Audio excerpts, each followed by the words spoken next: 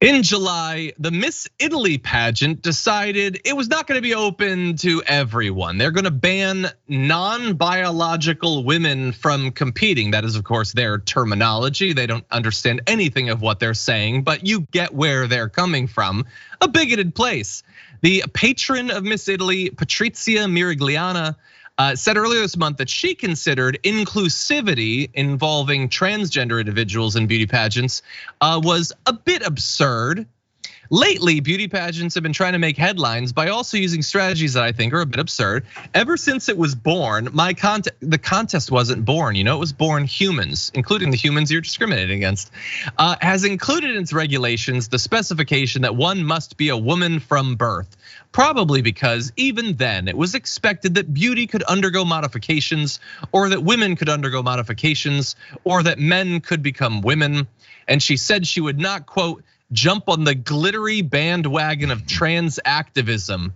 Dear God. Well, as you might expect, this worked perfectly for her and for Miss Italy. No, it didn't. Dozens of transgender men signed up for the contest to reveal the rules hypocrisy. So how you like that, Frederica or whatever, or Patrizia, I should say. I'm an Italian, I can make these jokes.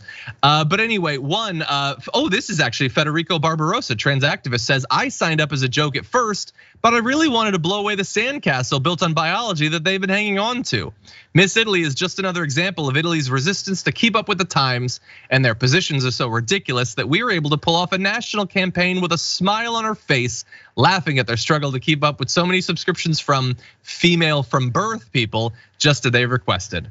I love that as a way of pointing out the hypocrisy there. I think it's great.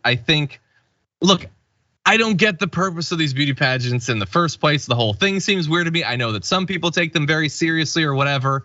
But if it's just gonna be about these ridiculous ideals of beauty, then what do you care how someone was born? Either they're beautiful or they're not. Either they fit with the insane, impossible expectations and stereotypes that this whole thing is based on, or they don't. Jayar, what do you think?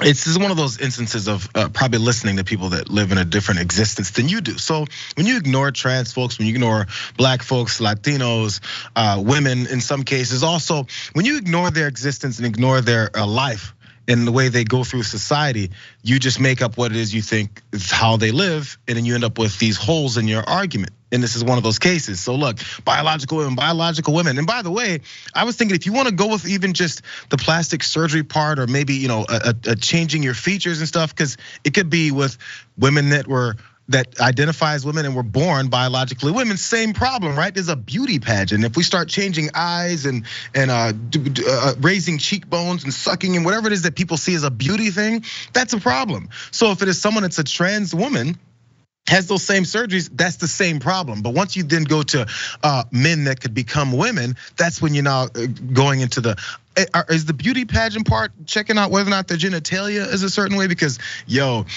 she looks beautiful, but how was she born? And therefore, is that the beauty factor there? The beauty factor, if it's based off of the fact that they've had some kind of surgeries done, that's something, at least that's something you could stand on, because it's supposed to be some natural beauty, which goes back to your original point is, why do we do these things again? Just still trying to figure it out. And I'm curious as what they did about the trans men that then got involved in it, because if you actually pay attention to what people's experiences are in life, you'd realize there's these folks, they're called trans men too. Every time someone argues and complains about trans issues, they're only thinking about trans women. They act like trans men don't exist. There's no part about this explanation or argument that we could even assess about them.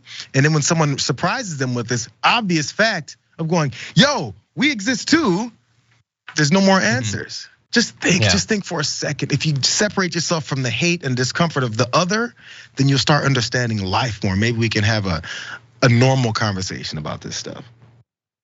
Yeah, I am slightly worried about you even bringing up the possibility of checking people's undercarriage, because of course we know that Donald Trump did these pageants and there's nothing he would like more. That's a fear that I have. But anyway, like to see the activism, like to see pointing on the hypocrisy.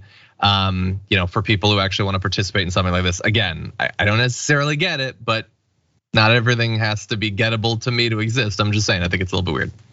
Anyway, and also there are so many different types of beauty that have never been recognized by almost any of these beauty pageants.